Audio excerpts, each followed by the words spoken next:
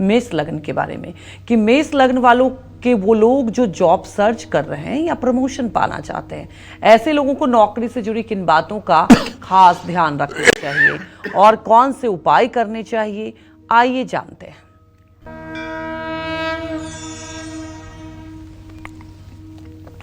देखिए, मेष लग्न वालों की आजीविका के बारे में विचार करने के लिए शनि और बुध का विचार करना बहुत आवश्यक हो जाता है।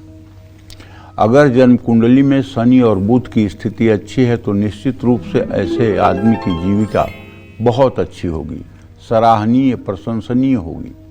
लेकिन अगर शनि और बुध मलिन स्थिति में हैं, अस्त अवस्था में हैं या पीड़ित हैं या नीच के नवांशक में हैं तो ऐसे आदमी के जीवन में अस्थिरता बनी रहेगी, कभी अस्थायित्व तो नहीं आएगा।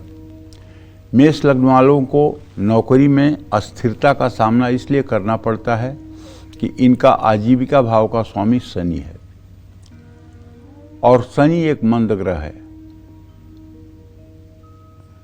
और मंद ग्रह होने के कारण इनके आजीविका का जो स्वामी है ये इन्हें एक जगह पर लंबे समय तक टिकने नहीं देता है।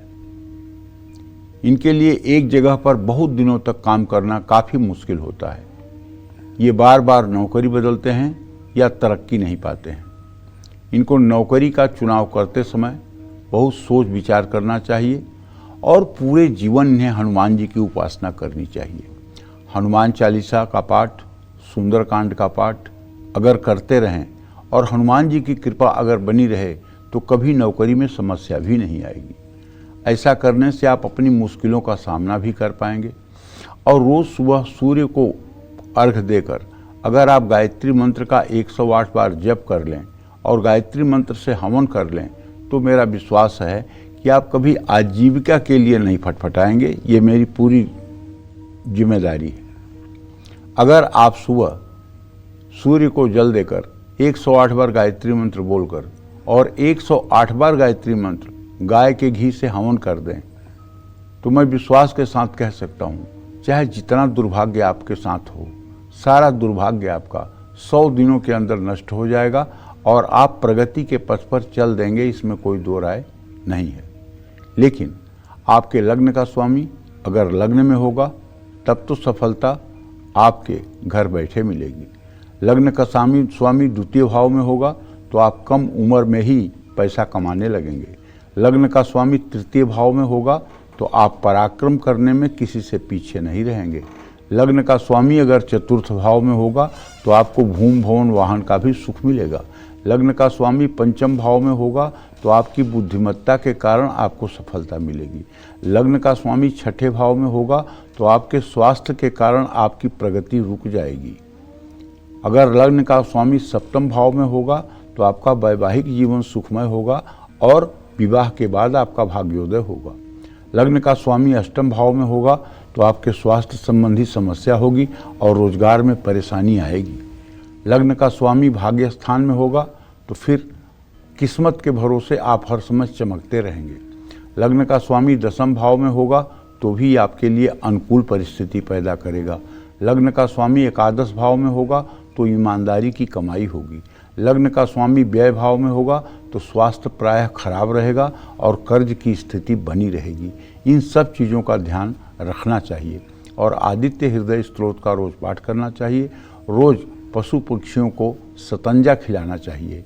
आपको शुक्र, बुध और राहु की दशा में विशेष सावधानी बरतनी होगी। जय मां विंध्यवासिनी। मीन लग्न वालों को ग्रहों के अशुभ प्रभावों की वजह से नौकरी में किस तरह की परेशानियां उठानी होती है, साथ ही नई नौकरी और प्रमोशन के लिए इन्हें कौन से उपाय करने चाहिए, आइए जानते हैं। जिन लोगों का मीन लग्न में जन्म होता है ना, उन लोगों के नौकरी पेशा या आजीविका के लिए विचार करने के लिए बृहस्पति और शुक्र की ताकत का अनुमान लगाना पहले आवश्यक होता है, क्योंकि शुक्र इनके पराक्रम भाव का स्वामी होता है और बृहस्पति इनके शरीर भाव का और आजीविका भाव का स्वामी होता है। तो मीन लग्न के लोग जो हैं, नौकरी पेशा लोग जो हैं, ये अशुभ ग्रहों के कारण नौकरी में किसी भी मुश्किल परिस्थिति का सामना करने में घबराते हैं। ये तब होगा जब बृहस्पति नीच राशि या नीच नवांशक में होगा। इनकी अपनी कंपनी से, अपने बॉस से, अपने सहकर्मियों से ऐसी अपेक्षाएं होती हैं जो पूरी ही नहीं हो सकती। अशुभ ग्रहों के प्रभाव के कारण ये अपनी नौकरी पर नियंत्रण खो बैठते हैं। इनको भगवान श्री हरि विष्णु की उपासना करनी चाहिए, साधु संतों की सेवा करनी चाहिए, मंदिर में श्रमदान करना चाहिए, किसी भी तरह का दान नहीं लेना चाहिए। नौकरी पर जाने से पहले केसर हल्दी का तिलक लगाना चाहिए।